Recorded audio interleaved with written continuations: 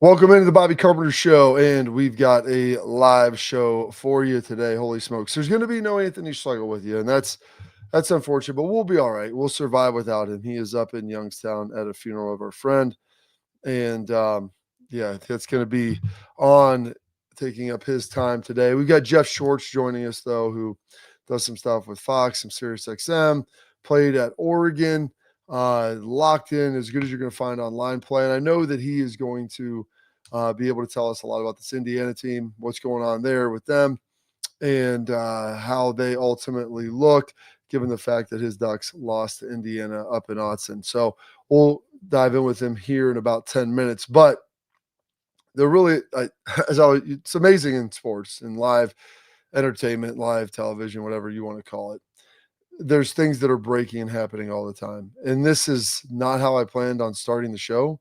I had some things with Penn State. I had some different things, coaching searches. I had some Lane Kiffin news. Figured we'd end up getting to Jeff. And we could talk a lot about Ohio State, Indiana, throw out some other things that had happened to get some of your comments. But Pete Thamel was reporting. It's been all over the place now. And I was even going to throw this out, but Brian Hartline is going to be the next head football coach at the University of South Florida. He'll be taking over for Alex Golish, who was another Buckeye who just left and went to the Auburn job. And there was people talking about, hey, could he be in running for the Penn State job now that Penn State is apparently struck out with Kalani Sitake? And we'll get into all of that. I don't even know, Pat, if we had it in there, if I threw it in there from yesterday, but there was, it was amazing. I thought, hey, all these jobs have been kind of filled. I thought there was a chance that maybe Hartline could take this job. I'm happy. I'll tell you this. I'm really happy for my friend, happy for my former teammate. I'm curious to see the details. Does he keep coaching? Does he go right to South Florida? Is anybody else on the staff going with him? Ultimately, who will replace him? Is he going to still call plays throughout the playoff run, even the Big Ten championship this week? You know, full disclosure, that people had talked about Hartline potentially going to Penn State. I'm thinking, okay, that would be wild. I know that there were some people that I knew who were Penn State alums who were very hopeful that he would ultimately be going to Penn State. With that, though, he is going to be going to South Florida, but there was all that smoke around him. And I thought, you know what, this is going to be interesting because there was someone who put out a flight tracker that had a plane yesterday on Tuesday leaving Columbus, Ohio at about 10:15-ish, landing in Happy Valley, a private plane at about 10:53. And they're like, Heartline to tennis or Heartline to Penn State. And they got the, eye emoji watching. Like, man, I just saw Hartline in the facility. They're probably, I don't know if it's quite 10, maybe right before, with some congratulations, told him heck of a job. Good luck this week. Talk to him, and conversations like that are very brief and passing because they've got meetings, they got things going on. But, especially with guys that I know, stop, chat it up, see how his family's doing, how his wife Kara's doing and everything, his kids, and generally chop it up a little bit. And I don't want to, right now this week, didn't want to get any too personal questions. I had no idea that he was in the running for the South Florida job, that would be something he would be interested in. But, right now he's taking it and he's going to be down there, which means Penn State's still in a lurch. They're still trying to find their guy. But there's just a lot of questions that need to be answered around this now for Ohio State and what Brian's role will be moving forward. Ryan Day hit the podium yesterday. I know that he'll be back at it again today. There's a lot of things that need to be said and details that need to be ironed out. I'm excited for Brian. I don't think this will impact Ohio State throughout this playoff run. All of the things that are happening with this, though, one of the issues that is coming up is today also is the early signing period, National Signing Day. And so the number one receiver in the country, Chris Henry Jr., is committed to Ohio State. Yes, that's right, the son of Chris Henry. So initially my mind went to, well, will he still be committing? He is going to school out in California, I believe at Mater Dei. And I'm sure that SC is making a run for him. I'm sure that LSU, I'm sure that Oregon, a lot of those schools, big players in the NIL space that, are trying to win a national championship. You want to get a player like that. And so that's the other element of this is who's going to coach the players during this, who will call the plays. And then the last piece of it is, what's the recruiting going to look like moving forward? Because as we know, Brian Hartline, elite recruiter, has done a fantastic job recruiting receivers at Ohio State. Came in here, intern under Zach Smith. Obviously, he was released of his duties, and Brian stepped on in and has done a great job recruiting and developing receivers over the last 7 years. It was only a matter of time before he was going to be moving on. And I know that everybody wanted him to stay at Ohio State forever, me included. I enjoy seeing my former teammates there. I enjoy seeing my friends in the halls because there's a lot more levels to it than simply coaching. But at some point in time, he was going to be leaving Columbus, and it was only going to be for the right job. Brian's got ties down in Florida. He obviously played the majority of his NFL career with the Miami Dolphins, had a lot of success down there.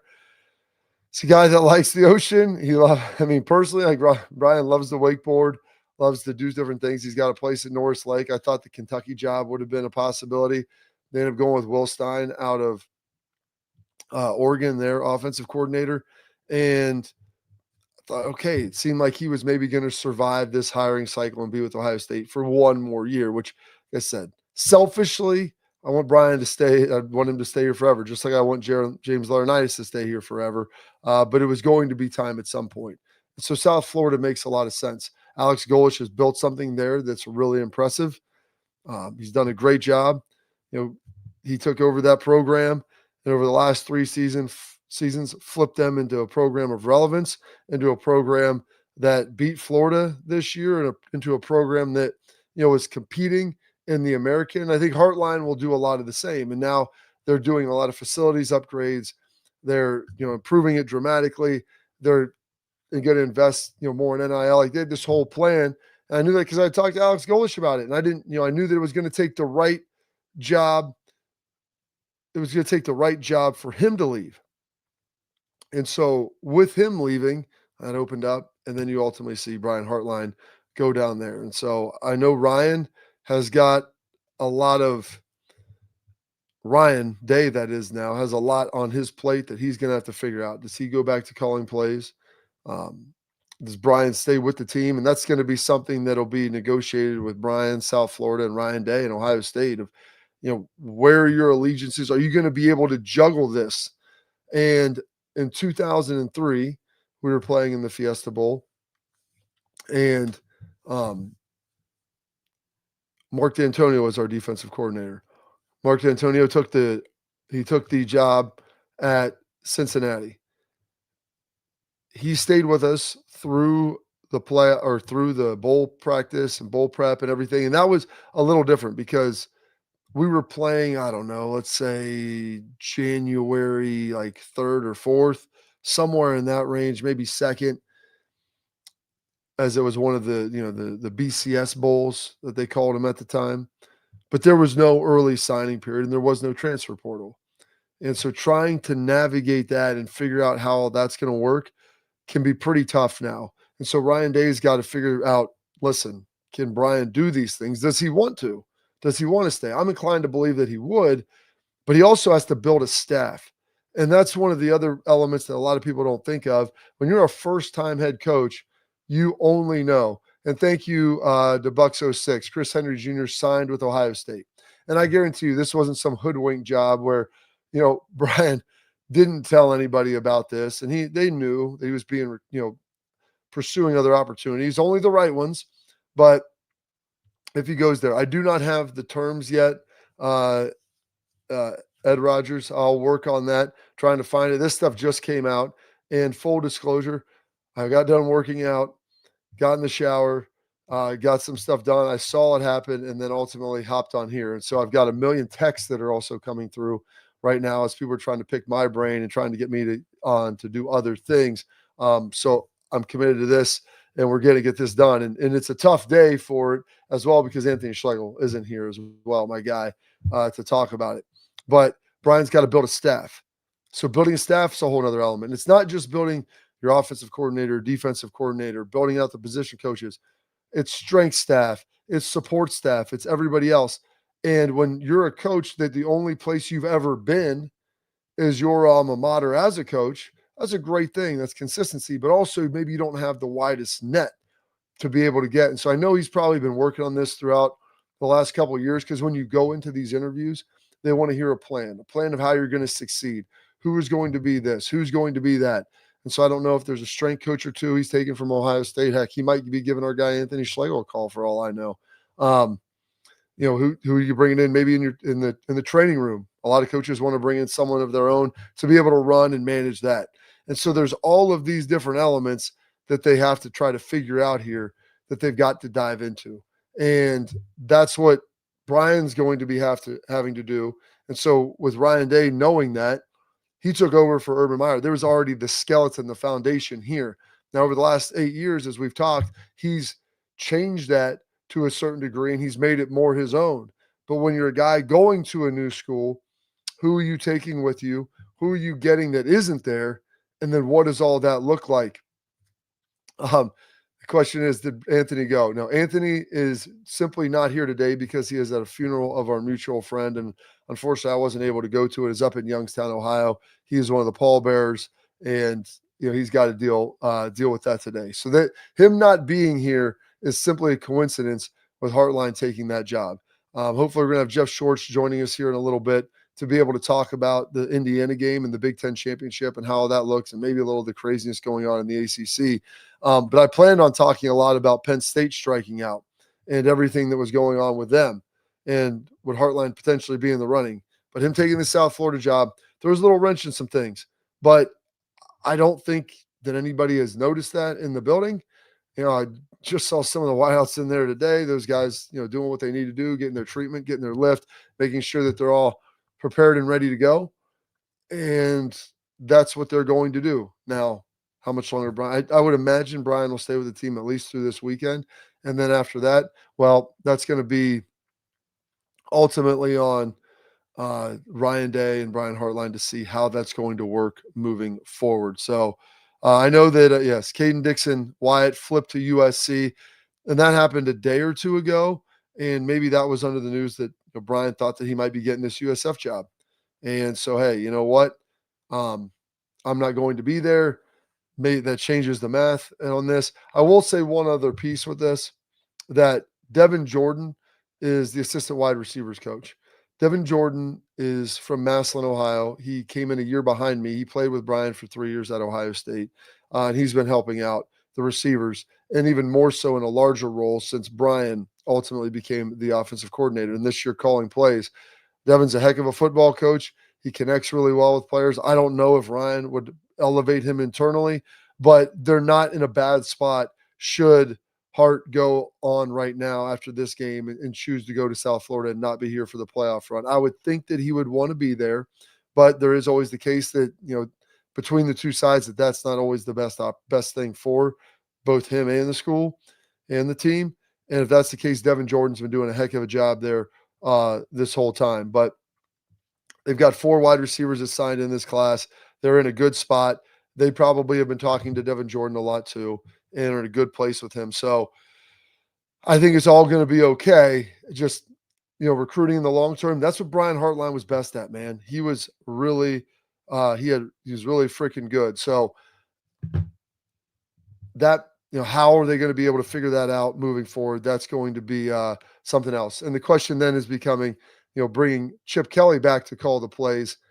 We'll find out about that. We'll talk a little bit. I'm sure that that's something that we've addressed it on the show a little bit already throughout the coming weeks. But we got our guy, Mr. Jeff Schwartz, that's going to be joining us here in the next segment. We'll talk a little bit about that. We'll bring this up with them, talk some Indiana, heck, even talk about his former coach and Chip Kelly, should he be returning to help Ryan Day. But first, I want to tell you, our friends at FanDuel, you know how fast the NFL game moves these days. One big play and everything changes. That's why live betting on FanDuel is a game changer. With FanDuel, you can bet in real time while the game unfolds. Score just flipped, jump on a new spread, or ride the live money line. That wide receiver that's heating up, bet the next touchdown score or total yards. Think that the drive stalls in the red zone? Take a live field goal prop or fade the total. Live player props, team totals, drive results, updated spreads, next play markers. It's all here. It's fast. It's fun. And with FanDuel, your live bets move as quickly as the game does. So whether you're riding momentum or fading the hype, FanDuel puts you right in the middle of every moment. Visit FanDuel.com/bigplay to download the app and all the NFL live action all season long. Must be 21 older and present Ohio or 21 older and present Pennsylvania. Call 1-800-GAMBLER if you have a problem. Jeff Schwartz coming up next.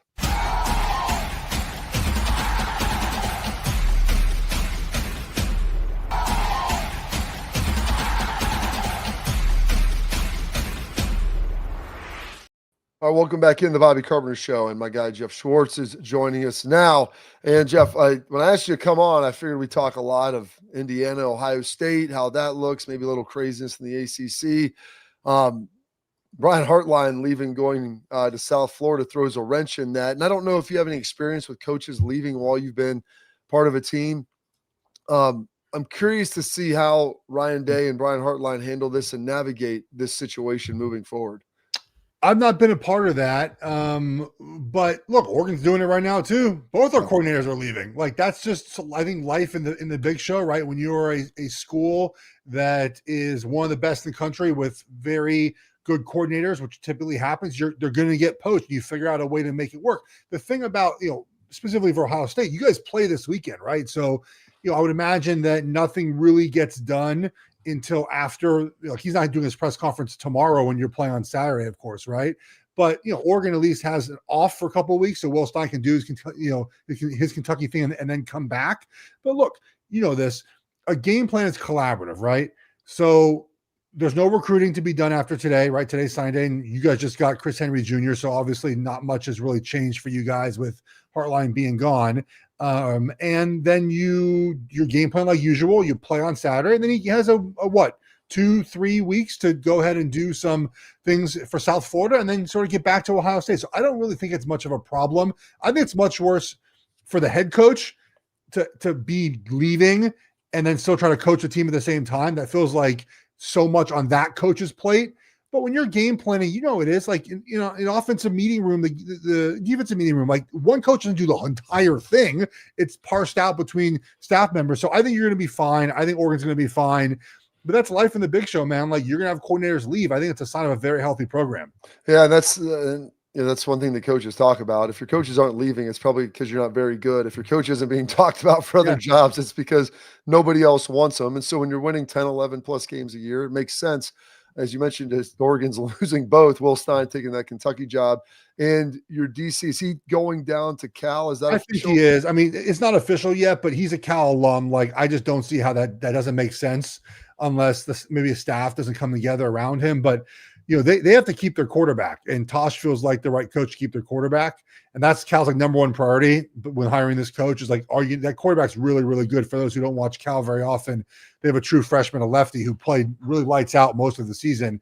If he was on the open market, every team would try to pick him up. So, Cal's got to hire a coach, and Tosh, Cal guy who's been a great recruiter his entire career, makes a lot of sense. All right, so before we get into the game, any thoughts on anybody out there? Because if you looked at all these guys that have left, some of the coordinators now are getting plucked. It seemed like every head coach that was going to leave has left. I mean, who's left for Penn State? Oh, geez, I don't know. I mean, people suggesting Matt Campbell, obviously. I mean, how bad did they play this, Bobby, right? You fired James Franklin. I thought at the time it was a mistake. You go back and look at a tweet I sent out or any of the stuff I've done. I thought it was a mistake. A guy like that, I thought and still think had built enough goodwill to see the season out, right? Like, if they had finished the same way, 6-6, I think 6-6, you probably would have kept James Franklin, and you're not in this mess right now. But instead, you fired him, and you're trying to find a coach, and you only wanted, I think, a couple of guys, and they said no. And I think now, because of NIL, you can stay in Indiana, you could stay in Nebraska, you could stay somewhere else, and Mike Elko and build at that program and get the resources you need to compete at a high level and make a playoff every year, and not have to do that at Penn State anymore. So it's not as an attractive job. And then they're sort of left without any coach right now. I mean, Matt Campbell feels like an answer.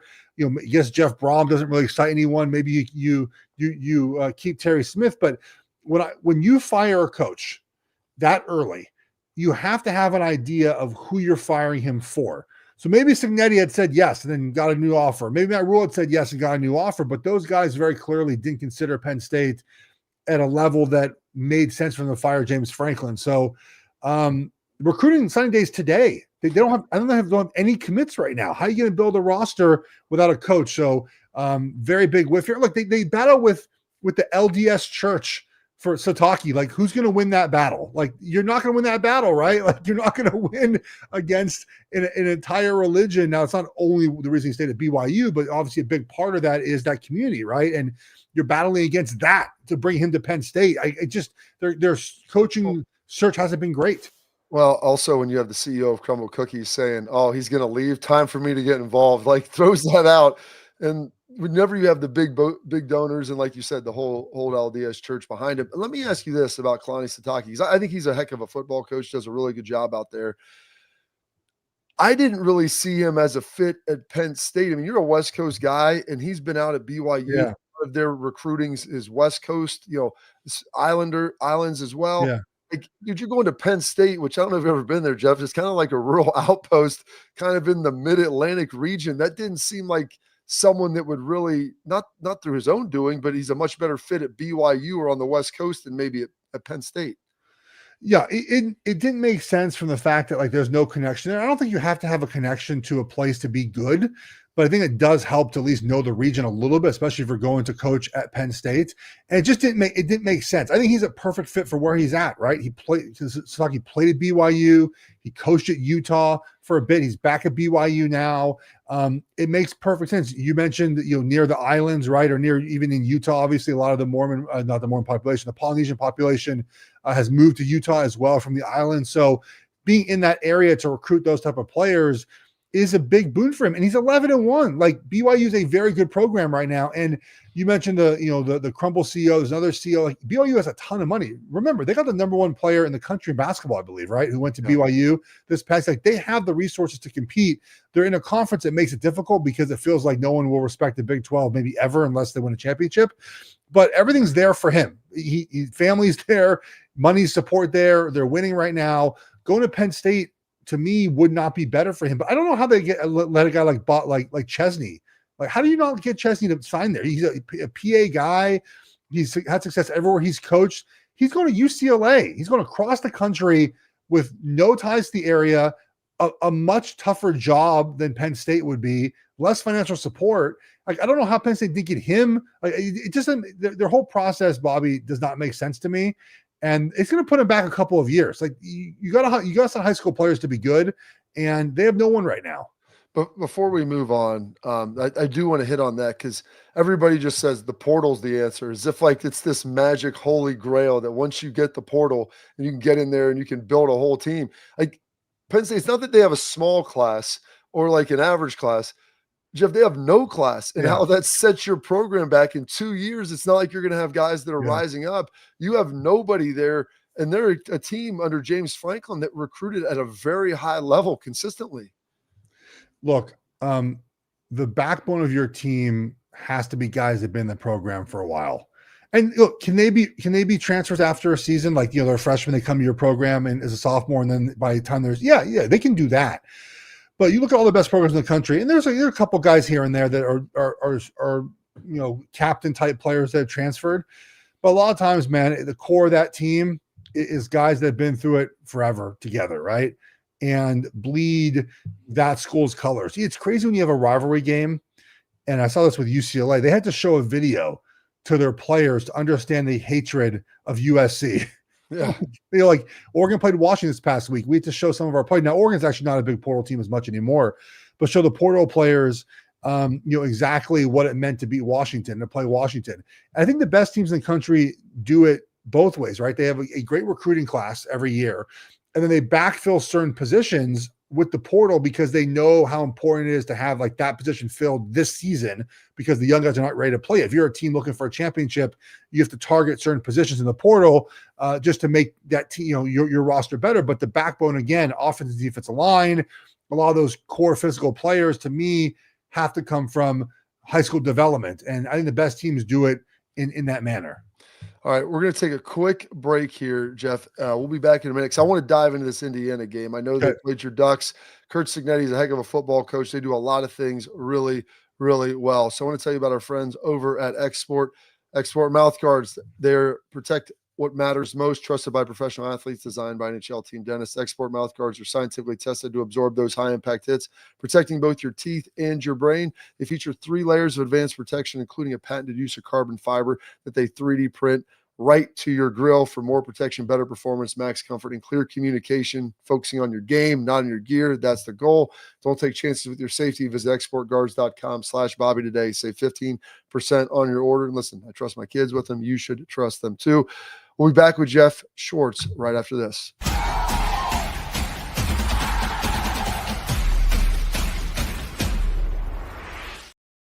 I'm Garage Beer, and this is Bobby Carpenter. Garage Beer. Beer-flavored beer. Beef with an F? Okay, my bad. It's crisp and cool, and it doesn't taste like I'm Bobby Carpenter. I drink in garages because my wife says I don't belong inside. If you like a cold breeze on your bag, drink Garage Beer. It's American, and so can you. Garage Beer. Beer-flavored beer.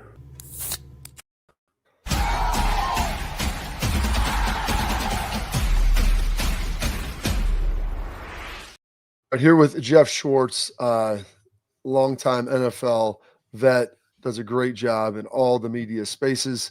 Played at Oregon, obviously still involved, watches them closely. Now lives in Charlotte, Jeff. So I know you're probably happy there in the Big Ten because they get to come closer to you now to be able to watch some of these games, maybe easier viewing windows as well. But the windows are great. Oh, they're so much better now. Like Oregon played only one game this year that was 9 p.m. Eastern. Everything was before that. It was awesome. Yeah, and so that's good. I think, was that the Michigan State game, I want to say? No, they played at night against Minnesota. That's Minnesota. That's what it was. Yeah. But Oregon, obviously very talented. Dan Lanning has built that like an SEC team, big on the lines, physical, elite skill players, everything. And that's why they're ranked 5th in the CFP. And hell, they might have 3 teams, Jeff, in the Big Ten get a bye. Who knows what will happen. But when Indiana went out to Oregon, I knew that was going to be a test because I knew the players that Oregon ultimately had. You knew the environment that was going to be at Autzen.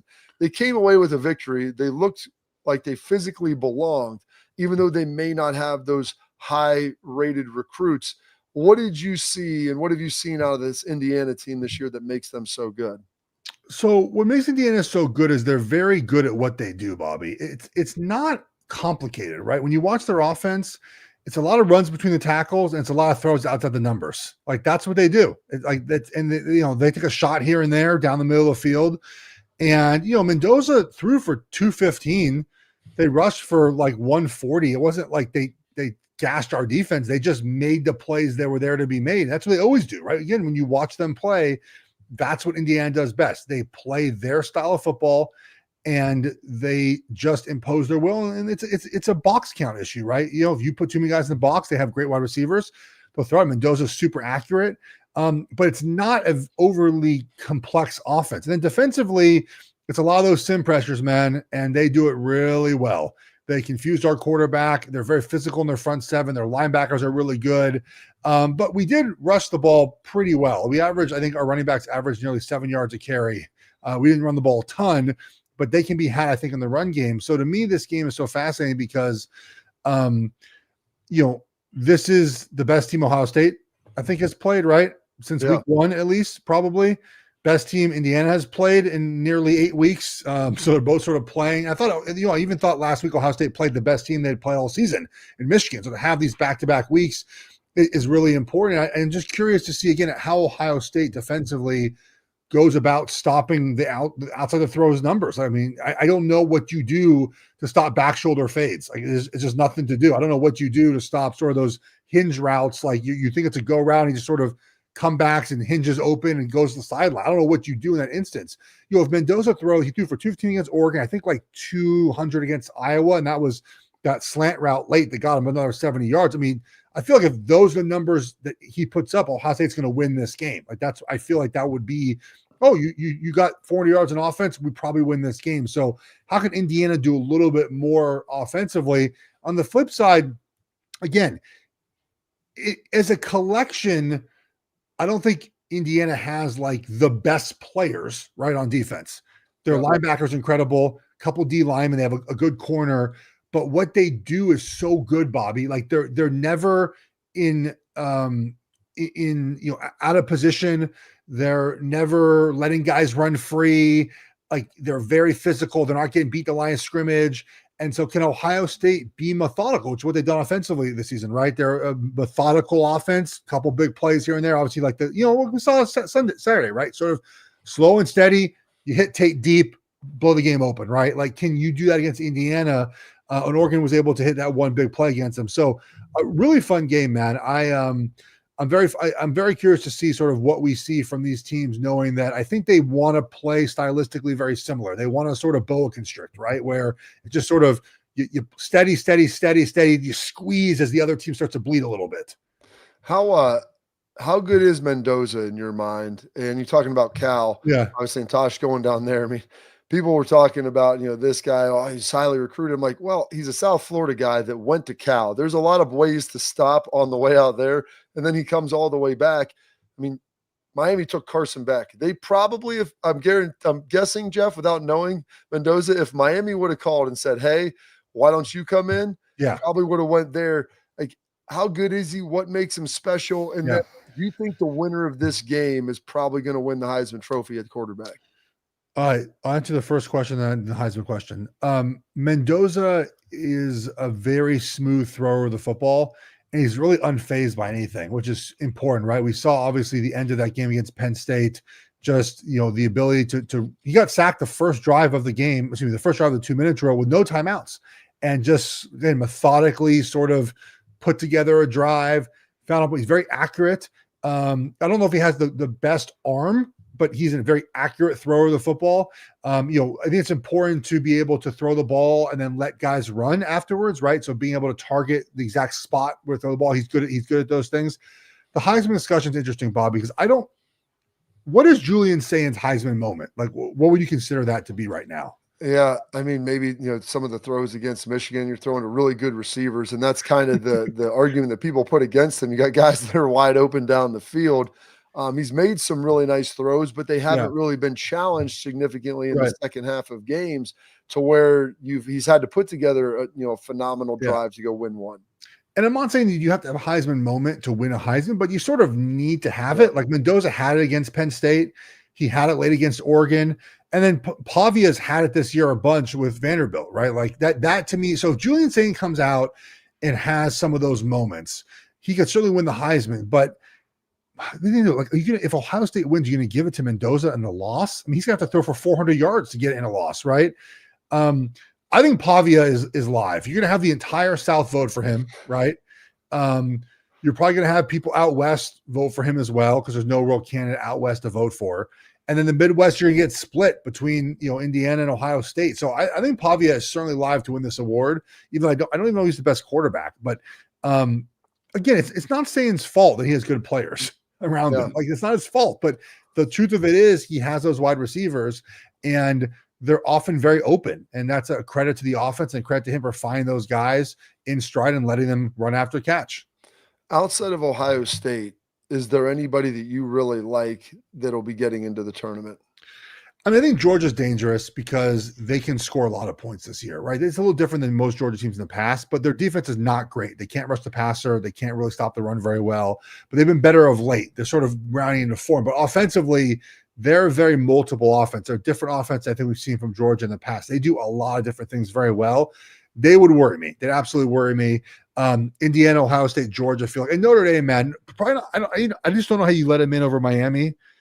I think Notre Dame is better. I'm not debating that, but they played, Bobby. It has to matter. It has to matter. It has to matter. They played. I think Notre Dame would beat Miami by a touchdown today, but that's not the way the sport is, man. They actually played on the football field, and Miami won that game. So Notre Dame's good. Notre Dame, they're a team that I think could make another semifinal run if they get in, but I don't know how. I don't know, man. If Alabama wins this weekend, Notre Dame's probably out. I just don't know how you get to the point where you're comparing Miami, Notre Dame, and that head-to-head does not matter at all. Yeah, I agree with you. Because I'm with you. I told somebody, I think Notre Dame is better. They're playing better football today than they were. And, some of that is they had a front loaded schedule. It's tough, and you had a new coordinator, and you're trying to get better defensively. But they're really good. Do you think Jeremiah Love has a shot at the Heisman at all? So I think he would if he played better early in the season. And then also the last game last week, it was at 10:30 Eastern and he got hurt. Like I think he would have had a chance if those things went the way they did, but because he didn't play, what was it? Was A&M like 30 yards against A&M or maybe Miami, and then coupled with he got hurt against Stanford, probably not. But he's an incredible football player. He's probably finished his fourth, I would imagine, in the Heisman voting. Well, you're probably on that. I'm curious to see how many guys get there and how close it is. This does feel like it's been the flattest the Heisman has been here in quite some time. Totally agree. Yeah. Like usually there's one or two guys that stand out. And this year it's like, I'm really anxious to see what the ballots look like. And also this is the first year that, Jeff, they haven't sent any of the stuff out until literally Saturday. So people can't vote right before the final game, which I think is also important. I appreciate your time, sir. Thank you for joining us today. You had a lot of great information there. So enjoy it. And I look forward, maybe your Ducks. Hey, if Georgia loses and Bama wins, I mean, they might be getting a bye as well. We'll find out. Yeah, it should be a fun postseason. Thank you for having me, buddy. Hey, see you, Jeff. I appreciate it, sir. There it is, Jeff Schwartz, one of the best out there. Great follow on Twitter as well. So make sure you follow him and check out all the stuff he's doing. Really, really smart guy, great football guy. That's why I wanted him to bring him in and talk a little bit about what Indiana is as a football team, and especially watching him play a really good and talented Oregon team. I didn't think they'd be able to win that game, but they ultimately did. All right, we got some headlines coming up next. We'll re-hit some of the Hartline stuff. I want to get into the Ryan Day wink, so we'll do that next, Pat, and then also a little bit of love for our guy, Matt Patricia. And then we're going to get into our tailgate talk. We'll answer your questions because I know there's a bunch and the chat has been live today. So we appreciate all that. I want to tell you about our friends out at Backer. Listen, they rep Jeff's school over at Oregon. They've got the best Ohio State stuff you're going to find, bckr.com. It's elite fan gear. It looks good. It feels good. It's got all the features and functionality you're looking for, and they're adding more teams, more colors, more options all the time. For different coats and hats and everything out there. So go check them out. That's bckr.com. Free shipping right now. Hopefully, I think through Christmas, and then use promo code all caps Bobby, BOBBY, for another 10% off. How about that for you? bckr.com. We got our headlines coming up next.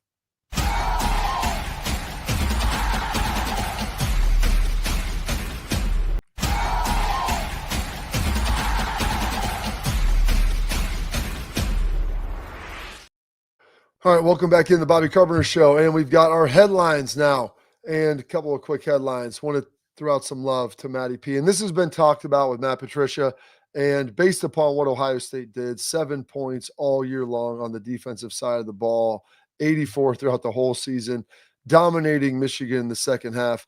Pat, if we can throw that up, our guy Matty P, Broyles Award semifinalist. I can't imagine a world that he's not a finalist, and I really can't imagine a world where he doesn't win it based upon him coming in and having a defense that lost 8 starters to the NFL, guys that were really stinking good. And all of a sudden now they're even better, which I didn't think anybody would be able to foresee. Plus you have the victory over Michigan and how dominant they were. You take a couple of plays out of that thing and they're basically held to 100 yards. And the second, I think they ran 40 or 45 play, however many plays, maybe 40 of their plays were for 2 yards or less. And you had a couple ones sneak out the gate a little bit, no home runs, and sudden change stop, obviously, for the field goal. So Ryan Day has been absolutely thrilled with how Matt Patricia has done and what he has done for him and how much easier he has made his job.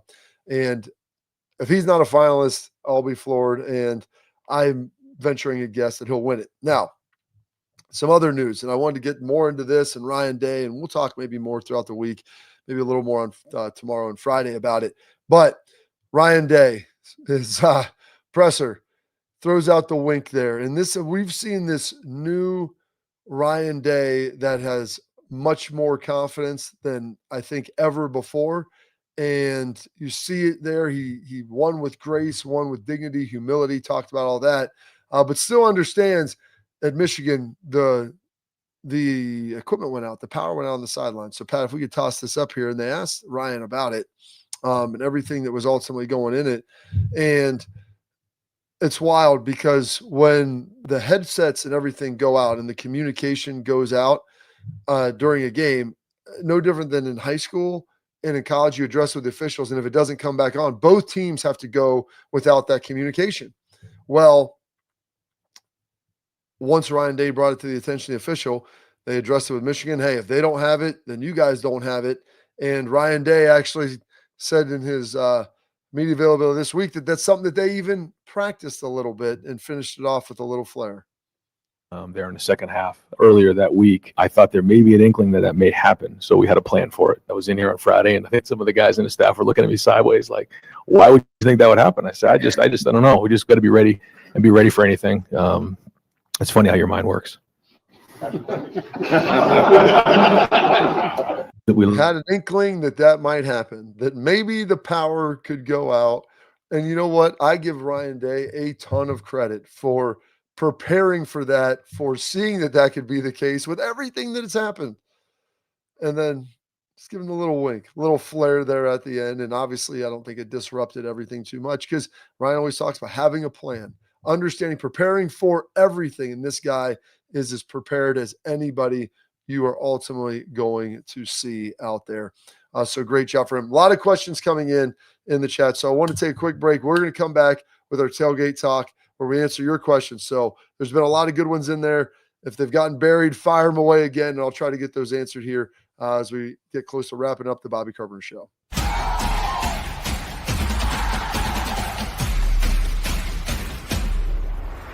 I'm Garage Beer, and this is Bobby Carpenter. Garage Beer. Beer flavored beer. Beef with an F? Okay, my bad. It's crisp and cool, and doesn't taste like I'm Bobby Carpenter. I drink in garages because my wife says I don't belong inside. If you like a cold breeze on your bag, drink Garage Beer. It's American, and so can you. Garage Beer. Beer flavored beer.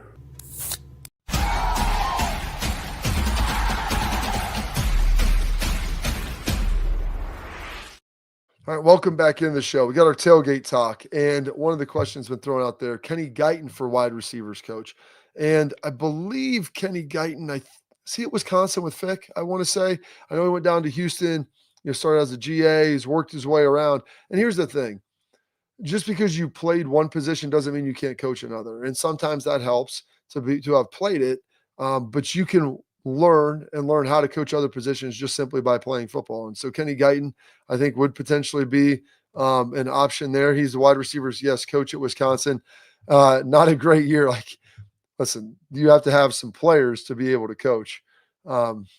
And Kenny, obviously they haven't recruited the highest level receiver there. And a lot of that has to go into with some of the resources that they've put forth forward. So when you're not getting skilled players or athletic players, it's hard to be able to develop those guys into the elite level players that you're saying. Now, someone else threw in here about Brian staying through the playoff run. It said 97 on the fan where I work was reported that Hartline will stay with the team throughout the CFP run. Have you guys heard the same? Yes or no? Thank you, Eddie, for throwing that in there. That would be my inclination. This isn't a situation we're going to play in some random bowl game. You're going for a chance at college football history, winning a Big Ten championship, being undefeated, and then also winning back-to-back national championships. And Brian had made a commitment to the wide receivers. He made a commitment to Ryan Day. I would think that South Florida, that was probably part of it. And, as we just talked to Jeff Schwartz, Oregon, their offensive coordinator, Will Stein, he's going to Kentucky. I'm guessing that, hey, they're not playing this week. He's starting to work on his staffing and all these things with Kentucky. They're not playing probably for a couple of weeks. Maybe they end up getting a bye and getting more time off, but you're able to work through that when you have this time. So this week for Ohio State and Brian is probably going to be very, very normal. And then after this, I wouldn't be surprised if you see the press conference on Monday introducing him down to South Florida. He starts working on recruiting. He might even be calling some recruits today and doing all that. And then them taking care, like Devin Jordan starting to take over some of the recruiting at Ohio State until Ryan figures out what he wants to do. And what's interesting, he promoted Keenan Bailey from within. He was, for the tight ends coach, he was Brian's assistant wide receivers coach. He's been the tight ends coach now, I think, for 3-4 years, I want to say 2-3 years. Done a heck of a job there.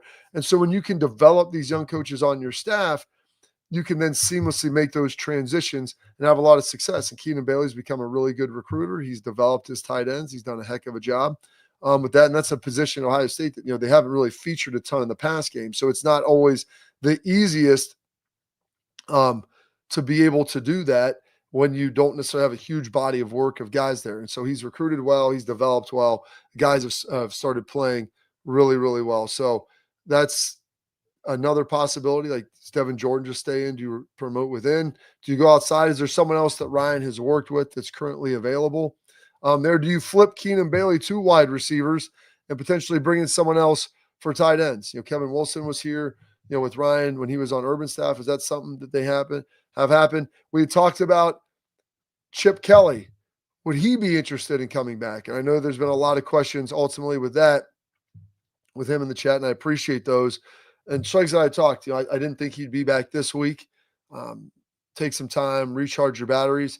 I don't think Chip really wants to coach college football that much. I think he came here at first because he didn't have to recruit and didn't want to have to worry about dealing with all of that. So Ryan didn't make him really recruit a ton, but he was a great play caller, did great in scheme, and helped mentor some of the young coaches. Does he return as an offensive coordinator role? Tyler Bowen has called plays before. He's been an offensive coach. And as Jeff Schwartz was saying earlier, it's always a collaborative thing. It's not like the offensive coordinator builds the game plan by himself and he's the only one that knows about it. So there's a lot that goes into it with how that ultimately works.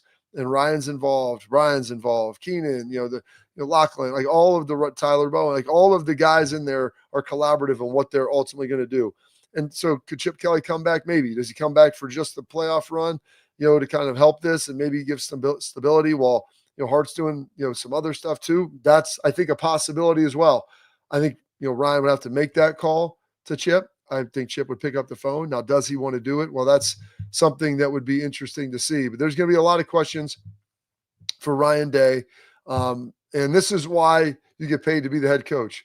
It's not just coaching on game day. It's not coaching against Purdue and winning those games. It's making these tough and critical decisions when you're building a program. And I also saw something in there from Goj 2038. JT Barrett becoming a heck of a coach. Vigilant Santonio Holmes. Santonio, I forget where he's coaching now, but he's coaching in college football, and he spent some time around the team, when Ryan Day was here.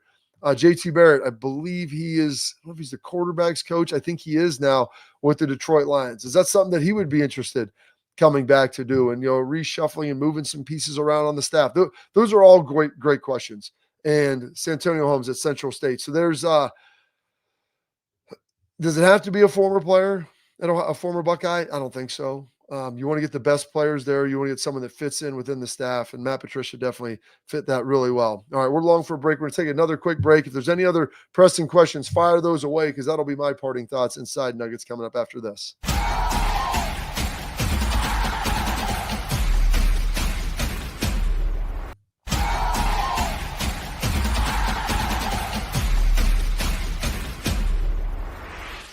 All right, as we wrap up the show, here are three little nuggets that were thrown in the chat. Keen Holtz to USF. I could see that happening. I think after the season, Lincoln will transfer, and that's no fault of him. He's been done a great job here. He's worked, and heck, he can start at a lot of schools, and he may be able to start at schools bigger than USF, but I know there's probably a trust and a comfortability with Hartline that would feel good. Cody Nelson threw in there. I think Matty P gets some NFL job offerings. I think he does. But I think he's actually happy here. I think his family's happy. And I'm not saying that he will not leave, but talking to him last night, I feel like he is enjoying this as well. And then there was, people also ask, we did get Chris Henry. He did sign with Ohio State. And so as much as Hartline is involved in this, you start seeing these NFL wide receivers come through here. Who the wide receiver coach is going to be is important, but it's also Ohio State football. Parting thought, and Pat threw this in the chat. Has there ever been a program better at developing coaches than Ohio State? I don't know. I don't think so. These guys have done a great job. There's a ton of Buckeyes everywhere. So that's why you have a ton of options. A lot of news out there. We'll keep breaking it down here for you tomorrow on the Bobby Carpenter Show.